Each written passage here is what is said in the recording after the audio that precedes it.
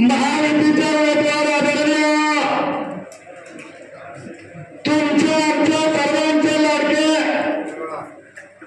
आणि सर्वसामान्य माणसाला नेहमी भेटणारे आदरणीय शिवाजीराव दादा पाटील या तालुक्याचे कार्यसम्राट आमदार आदरणीय अतुलसाहेब बेनके साहेब, त्याचप्रमाणे माजी आमदार शरददादा सोनवणे, त्याचप्रमाणे बीजेपीच्या आशाताई भोसले, स्टेटवरचा पर्वत मानणारा खरं तर या ठिकाणी निलगडी माळा येण्यातील सर्व कार्यकर्त्यांनी आपल्या या ठिकाणी विचार विनिमय केले आहेत. अजूनही लोक या ठिकाणी येतात. मी खरं तर या ठिकाणी दादांना धन्यवाद देईन की दादांनी 15 वर्षामध्ये पश्चिम भागामध्ये व्यवस्थित दत्ताने गावडी उल्लेख केला. जिथे रस्ते नव्हते तिथे रस्ते पोहोचवले आणि मग आता जनतेचं चाललं विकासाला बंद करायचं. आमदार अतुलसाहेब बेनके साहेबांनी खरं तर अजितदादांच्या माध्यमातून जुन्नर तालुक्यामध्ये विकासाची गंगा आणली. आशाताई त्यांच्या माध्यमातून आणलं, शरददादा आणला, सगळी नेते मंडळाला ठेवला.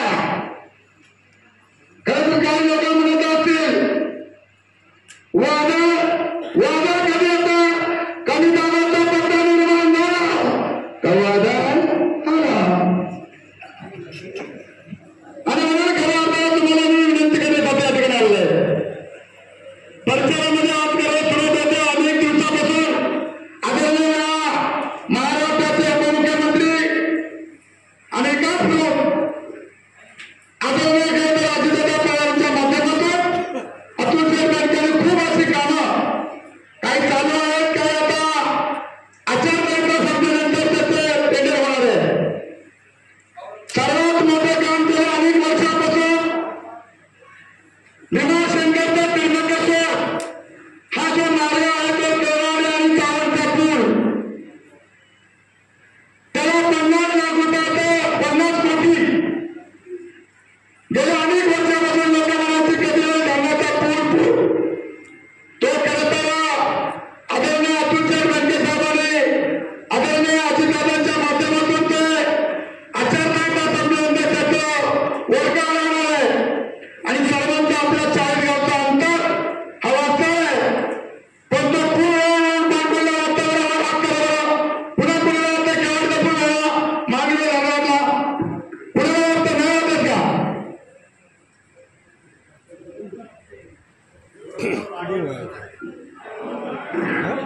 धन्यवाद. आपण खरं तर विकासाच्या मागे आपण सर्वांनी ठरवलंय.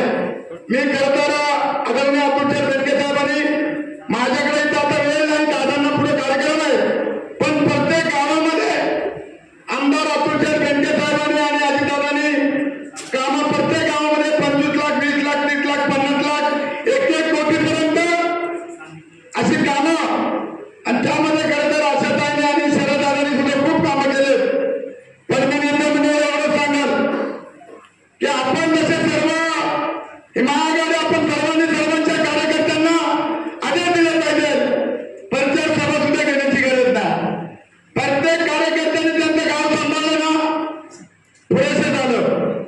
कारण आज जर म्हणलं शिवसेना, बीजेपी आणि राष्ट्रवादी मग विरोध आला पुढं हे तिन्ही नेते जर एकत्र आले असतील आणि त्या गावामध्ये असणारे कार्यकर्ते, नेत्यांच्या वतीने फिरणारे कार्यकर्ते जर एकत्र आले आपला गाव सांभाळला, नेत्यांकडे जायचं कमी केलं तर काय मतदान नाही. पण माझी विनंती आहे की एवढा 8 दिवस नेते म्हणाले का होतं का ज्याने त्याने आपलं गाव सांभाळा.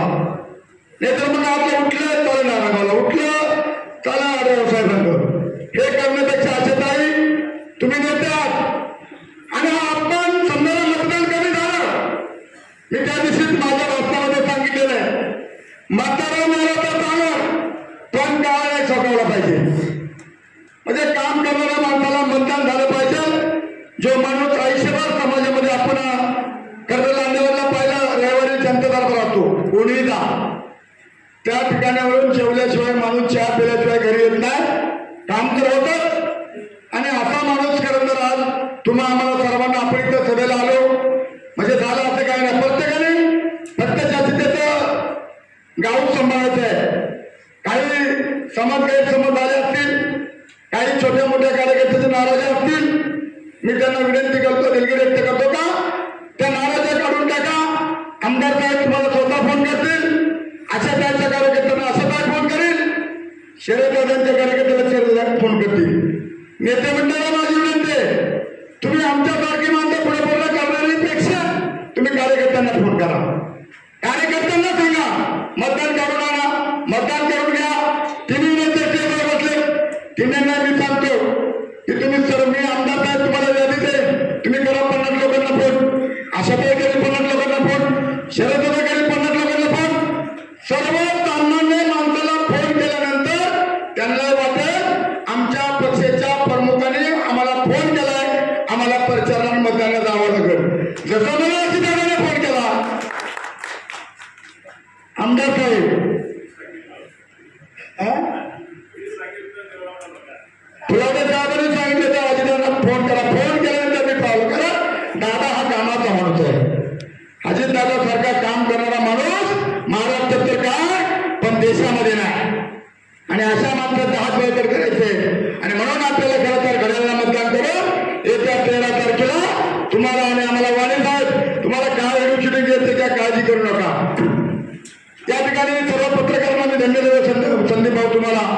आणि म्हणून निश्चितपणे सर्वांनी या ठिकाणी डोळ्यात वाद घालून आपल्याला सर्वांना काम करायचं. म्हणजे आमच्या मावळपट्ट्यामध्ये सगळे सरपंच मंडळी या ठिकाणी आलेले, सर्व कार्यकर्ते या ठिकाणी आले. सर्व कार्यकर्त्यांना माझे हात जोडून विनंती, आपल्यातले किरकोळ कारकोळ दत्तभाऊ